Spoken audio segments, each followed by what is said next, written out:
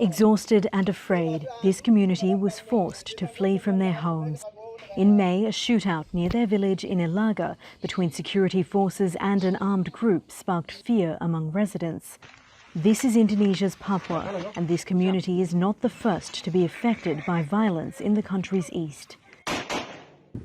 In April, an Indonesian Special Forces general was shot dead by a pro-independence group, prompting Indonesian authorities to step up their clampdown on such groups. Armed criminal groups burnt public facilities and killed people. We have to stop them. There are thousands of Indonesian troops already in the region. This video produced by the Indonesian military shows 400 soldiers who have just completed what the military calls special training for duties in Papua. Some Papuan rights groups say they are worried about the increase in troop numbers.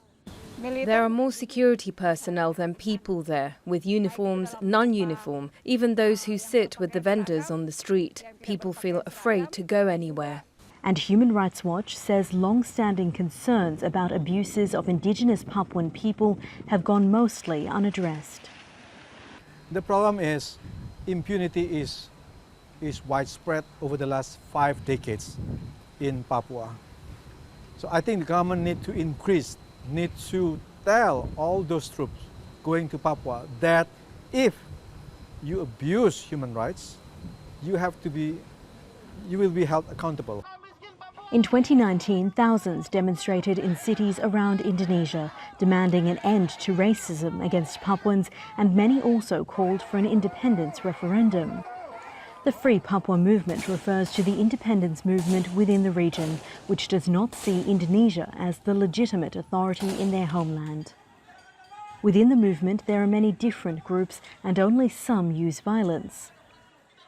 In April, the Indonesian government designated all armed groups in Papua as terrorists, without specifically naming any.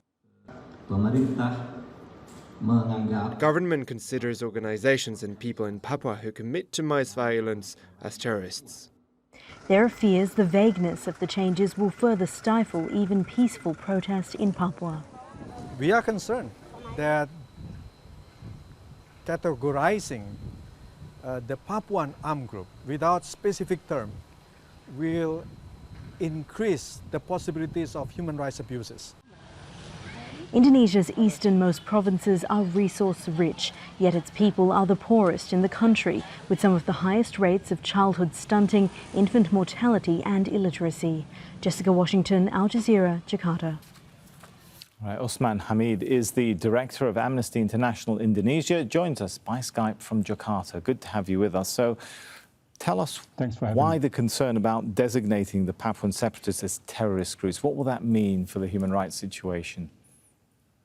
I think, first of all, designations of terrorists to Free Papuan movement is just showing the government failure to address root causes of proper problems. And it just shows its lacks of willingness to engage with the real roots of the ongoing conflict, the armed conflict in Papua and West Papua.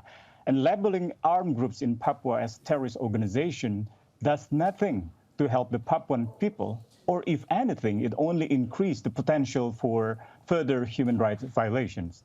And based on our monitoring in Papua, military and police personnel allegedly often justify the killing of Papuan residents by claiming that they were members of the Free Papuan movement or the armed criminal groups without any clear evidence. The claims that are often denied by local residents and church leaders. So terrorist label will only serve as further justification for such terrible human rights abuses. All right, let me put to you the authorities' line on this, and they say that basically the actions taken by some of the Papuan separatists amount to the 2018 anti-terrorism law and definition of terrorism.